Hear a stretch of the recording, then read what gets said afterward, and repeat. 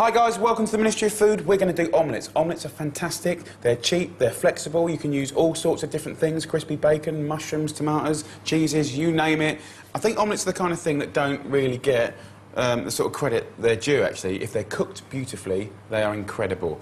They're cheap, eggs are one of the best forms of protein. Go free-range organic eggs, you'll be laughing. Personally, I use 3 eggs for a main course omelette. Just crack them in like this, get your egg, crack it on the side, open it up. If for any reason you've got shell in there, use the half of the shell to get the shell out. And if you try with your fingers, you'll be going like this all night and it won't work. So, pinch of salt and pepper. Like that. Some people put milk and cream, I don't at all. I've got a pan, the right size pan, about sort of 7 inches I guess. That's on a medium heat. Whisk up your eggs, just a little bit of oil. Extra virgin's obviously a nicer way to go. Knob of butter in there, let that start to melt. Give it a chivvy about in the pan. You want to coat the bottom of the pan like that. The great thing about omelettes and eggs is if you get the first one wrong, then learn from it, try it again, and just get it perfect. If it's too dark, cook it less. If it's too hard, cook it less. If it's too soft, cook it more.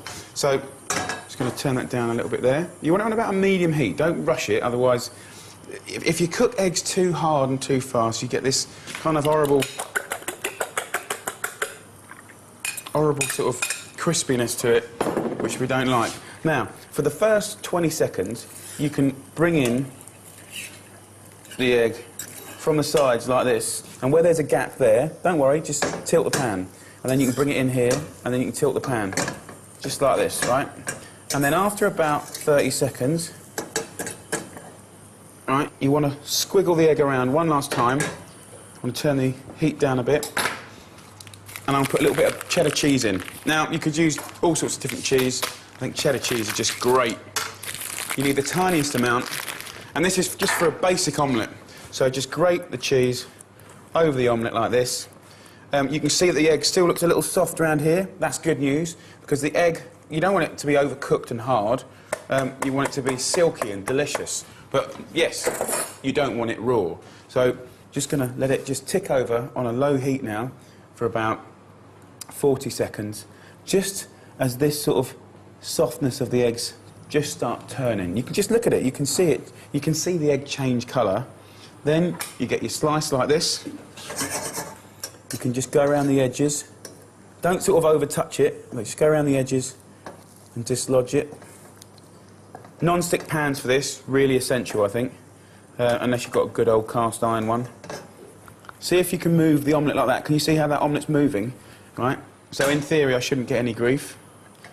So what I do then is I tilt the omelette away, put my spatula into one side like this, get it underneath. I don't want to overcook the omelette, and then just flap it, like that. That's all we want. And that is heavenly. You can see you've got a tiny bit of colour there, which is enough. Loads of colour and it's gone hard. And then all I do is just serve it. And in the middle there, you'll have a beautiful omelette.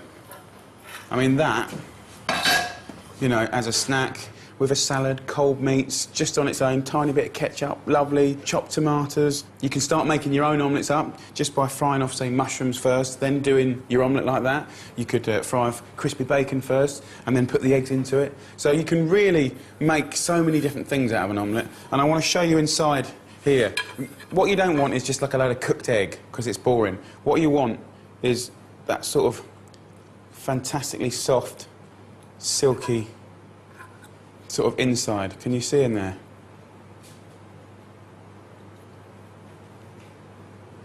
You want it to be soft and silky, right? It's not raw egg, it's just lovely, lovely melted cheese.